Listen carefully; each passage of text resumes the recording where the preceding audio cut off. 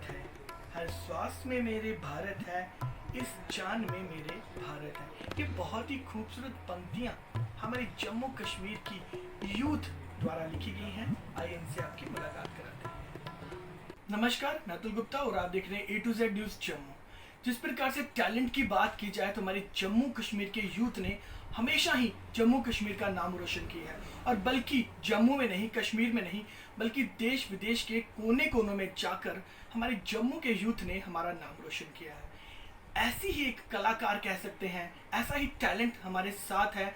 आज सबसे पहले मैं आपको एक बुक दिखाना चाहूँगा जिसका नाम है जीवन सत्य, और ये बिंदिया टिकू रैना द्वारा यहाँ पर लिखी गई है, और बहुत ही खूबसूरत कविताएं इसमें लिखी गई हैं जिसको पढ़कर हमारे चेहरे में एक स्माइल सी आ जाएगी। हम उनसे आपकी मुलाकात करवाएंगे। Ma'am, A to Z news में आपका स्वागत है। नमस्कार मैम, सबसे पहले जानना चाहूँगा कि आपके माइंड में कैसे ये ख्याल आया कि आपको एक बुक लिखनी है?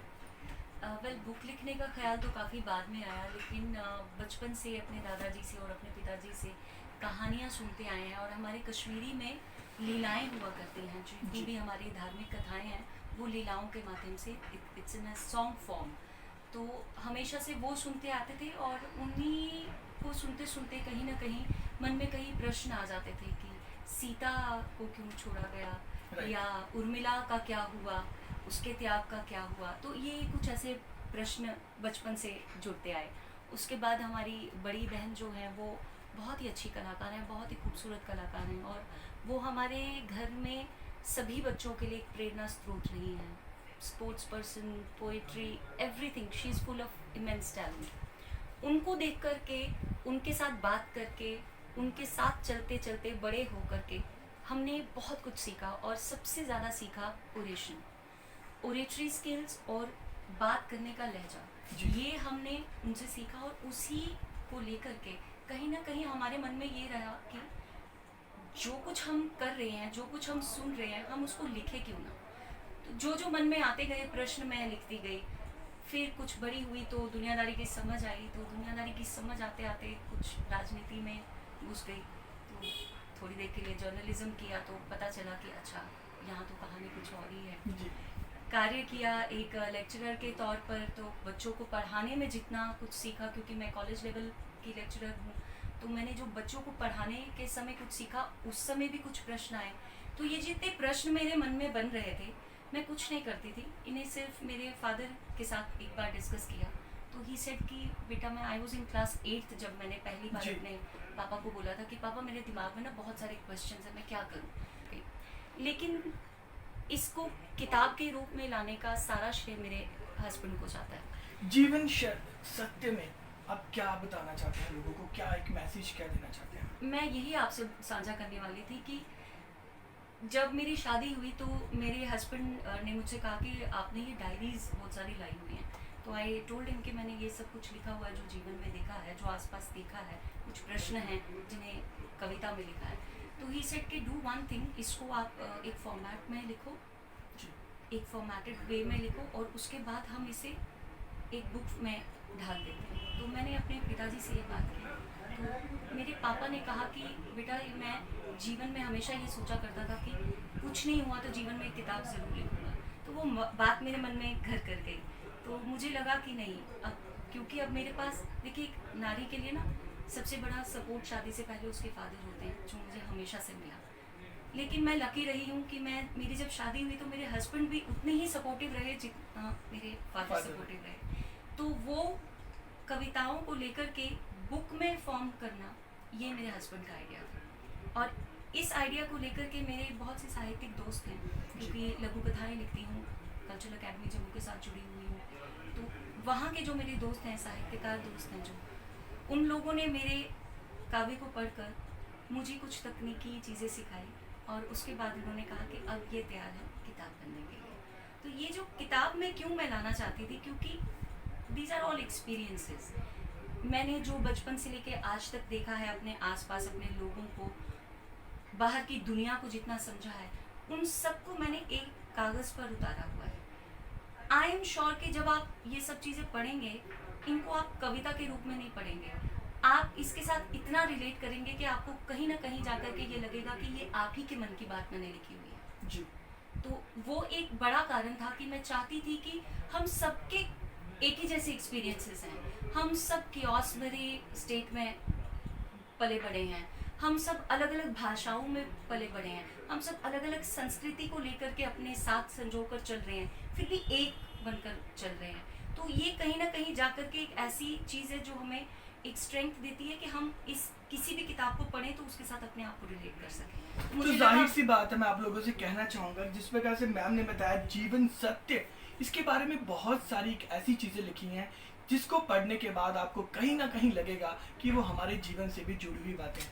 मैम आपसे जानना चाहूँगा जिस प्रकार से आप अपने टैलेंट को बाहर निकाल पाए, सबसे पहले आपके पेरेंट्स ने आपको सपोर्ट किया, जिसमें आपकी सिस्टर, आपके फादर, आपकी फैमिली, उसके बाद आप बहुत लकी हैं कि आपके ससुराल वालों ने यानी कि आपके हस्बैंड ने भी आपको काफ़ी सपोर्ट किया। लेकिन उन महिलाओं के लिए आप क्या कहना चाहेंगे जिनके अंदर टैलेंट है लेकिन वो किसी ना किसी तरीके से दबके रहती हैं, कभी घर की जिम्मेदारियों से लेकर और कभी घर परिवार का जो बोझ होता है उसको लेकर कहीं ना कहीं अपना टैलेंट वो दबाया जाता है, उन महिलाओं से क्या कहेंगे आप? मुझे लगता है अतुल, मुझे ये कुछ उन्हें सजेस्ट करने की ज़रूरत नहीं है जी। मैं सिर्फ उनसे इतनी गुजारिश करूंगी कि वो मेरी इस किताब को पढ़ें। जी।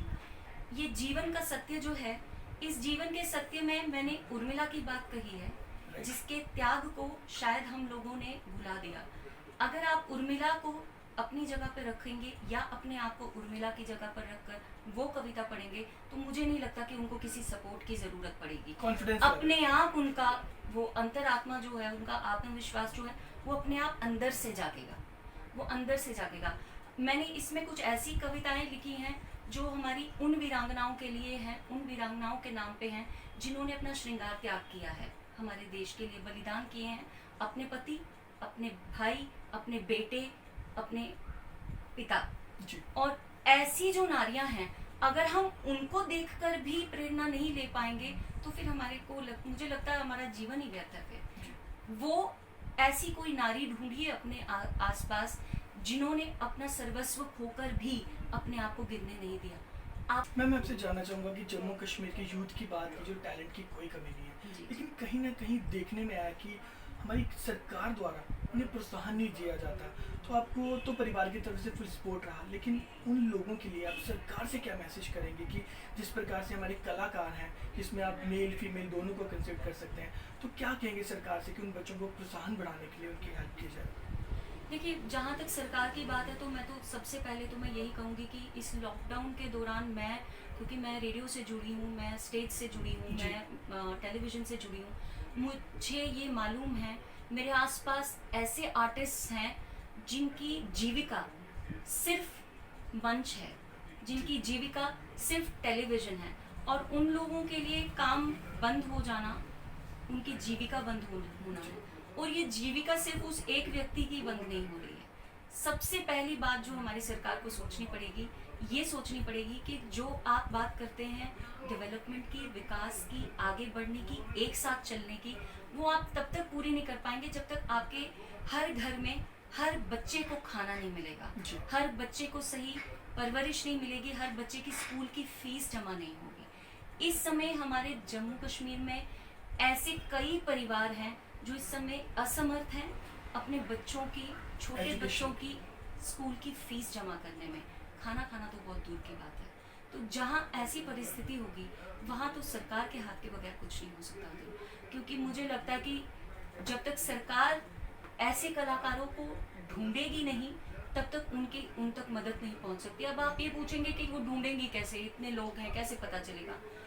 Ample of platforms are available in Jammu and Kashmir. Right. We are talented enough to tell you where you want to reach.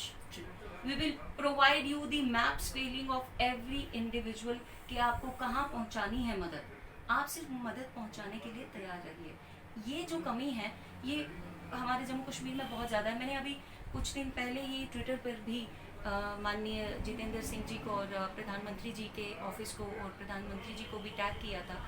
मैंने ट्विटर पर ये बात भी कही थी कि कई ऐसे कलाकार हैं हमारे जो इस समय अपनी आजीविका के लिए मजबूर हैं, जो अपनी इमेज उनकी ऐसी बन चुकी है बाहर कि वो बाहर आकर किसी को ये भी नहीं कह सकते कि हाँ मेरे घर में खाना नहीं है। जी। तो ऐसी परिस्थिति में हम ही लोग हैं जो हम आगे बढ़कर उनका हाथ पकड़ें और उनके पास जाकर उनको पूछे नहीं उनकी कि मदद करें। आप किस परिस्थिति में, हम खुद जाकर उनके लिए कोई परिस्थिति ऐसी पैदा करें कि वो कहें कि हाँ धन्यवाद, जी आपकी मदद के लिए शुक्रिया। तो लेकिन कोई नोट तो दीजिए, जी। कोई ना कोई इशारा हमें चाहिए ही है।